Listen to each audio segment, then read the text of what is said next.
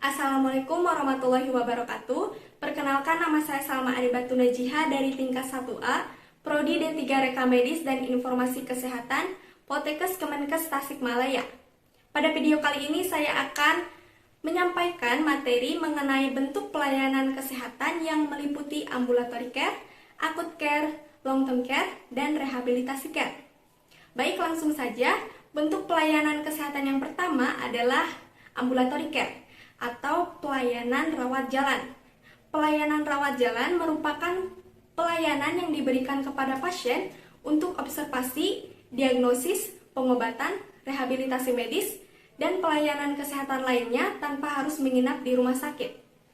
Kegunaan ambulatory care ini adalah memberikan pelayanan kepada pasien yang mengalami gejala ringan saja, misalnya dispepsia atau MAH.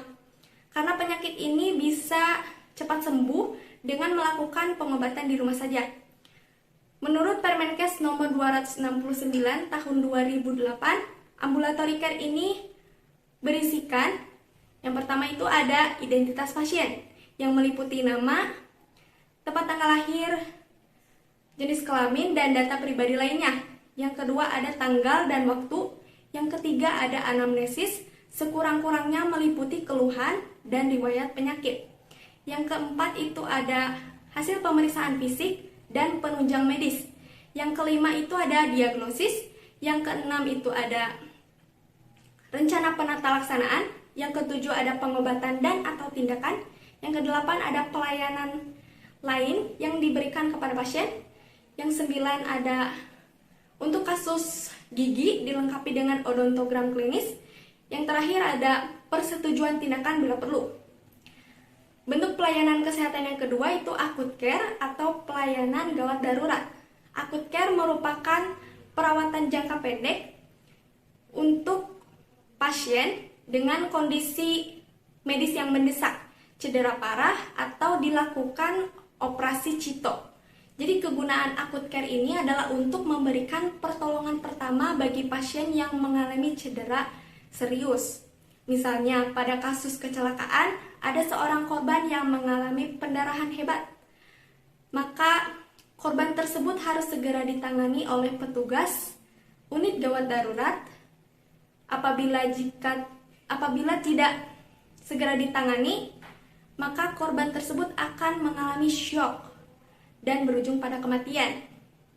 Untuk isi reka medis acute care kurang lebih sama seperti isi reka medis ambulatory care, namun ada beberapa tambahan variabel seperti yang pertama itu ada kondisi pasien saat tiba di sarana pelayanan kesehatan.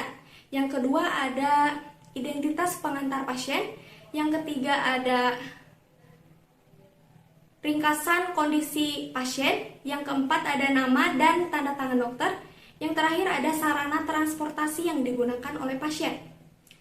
Selanjutnya, bentuk pelayanan kesehatan yang ketiga itu ada long term care atau pelayanan rawat inap. Jadi untuk itu merupakan pelayanan yang membantu pasien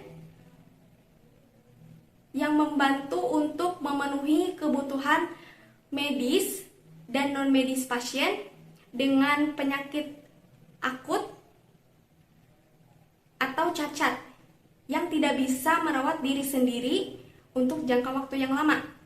Jadi kegunaan long term care ini adalah memberikan pelayanan kepada pasien yang memiliki penyakit dengan gejala cukup parah. Misalnya ada seseorang pasien mengidap gagal ginjal akut, maka pasien tersebut harus melakukan cuci darah secara rutin sebanyak 2-3 kali dalam seminggu. Untuk isi reka medis long term care itu kurang lebih sama seperti isi reka medis ambulatory care. Namun ada tambahan variabel seperti catatan observasi klinis dan hasil pengobatan. Bentuk pelayanan kesehatan yang keempat itu ada rehabilitasi care. Rehabilitasi care ini adalah perawatan bagi para pasien dengan penyakit serius atau cacat yang memerlukan pengobatan medis untuk mencapai kemampuan fisik, psikologis, dan sosial yang maksimal. Jadi kegunaan rehabilitasi care ini adalah memberikan perawatan berupa terapi medis untuk pemeliharaan atau pemulihan fungsi. Misalnya, melakukan fisioterapi bagi pasien yang mengalami stroke. Untuk isi rekam medis rehabilitasi care ini,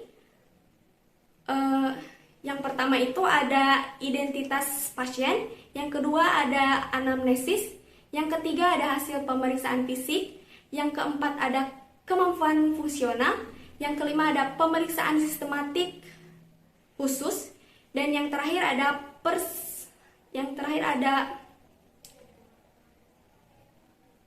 pengukuran khusus. Mungkin sekian yang dapat saya sampaikan.